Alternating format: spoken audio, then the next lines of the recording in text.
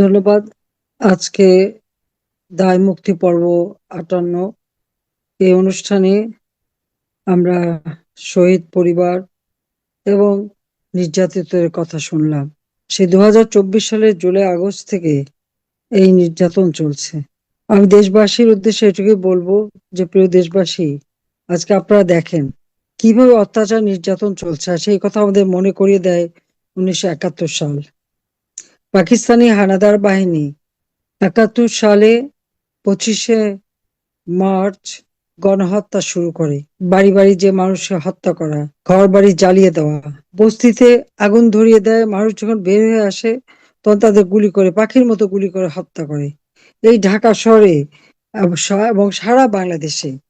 এবং পাকিস্তানি সৈন্যরা এভাবে রাস্তাঘাট খুব একটা চিনতো না, কিন্তু তারা এই দেশে সেই গোলাম আজমের নেতৃত্বে রাজাকার বাহিনী, তাছাড়া আল আল বদর, আল শামস বাহিনী, মতুর রহমান নিজামী, আল মুজাহিদি, কাদের মোল্লা, কামরুজ্জামান সহ বিভিন্ন, তখন এরা ছাত্র শিবির করতো বা ওই সময় জামাতে ইসলামী, এরাই এই ধরনের বিভিন্ন দল করে এবং এটা সরকারের পক্ষ থেকে গেজেট নোটিফিকেশন করে করা হয়।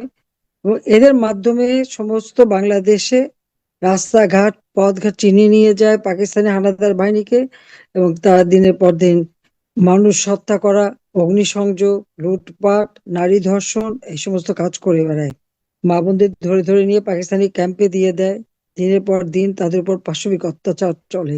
ঘর বাড়ি পুড়িয়ে দেয়, মানুষ সব পোড়ায়, ছোট শিশু থেকে শুরু করে কেউ তাদের হাতে রেহাই পায়নি। যখন গণহত্যা শুরু করে জাতির পিতা বঙ্গবন্ধু শেখ মুজিব স্বাধীনতার ঘোষণা দেন, যার যা কিছু আছে তাই নিয়ে শত্রু মোকাবেলা করতে বলেন, এবং বঙ্গবন্ধুর সেই ৭ই মার্চের ভাষণে তিনি দিক নির্দেশনা দেন, গেরিলা যুদ্ধের প্রস্তুতি নিতে বলেন, প্রত্যেক ঘরে ঘরে দুর্গ গড়ে তুলতে বলেন। বাংলাদেশের মানুষ কিন্তু অক্ষরে অক্ষরে তা পালন করেছিল।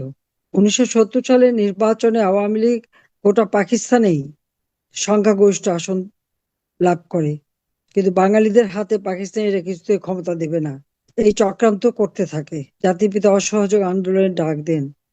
অক্ষরে অক্ষরে বাংলাদেশের জনগণ সব এই কথা মেনে নেন, এবং এই ভূখণ্ডের নাম বাংলাদেশ, এই নামটাও জাতির পিতা বঙ্গবন্ধুই দিয়েছিলেন। তারই নেতৃত্বে আমরা মুক্তিযুদ্ধে বিজয় অর্জন করি।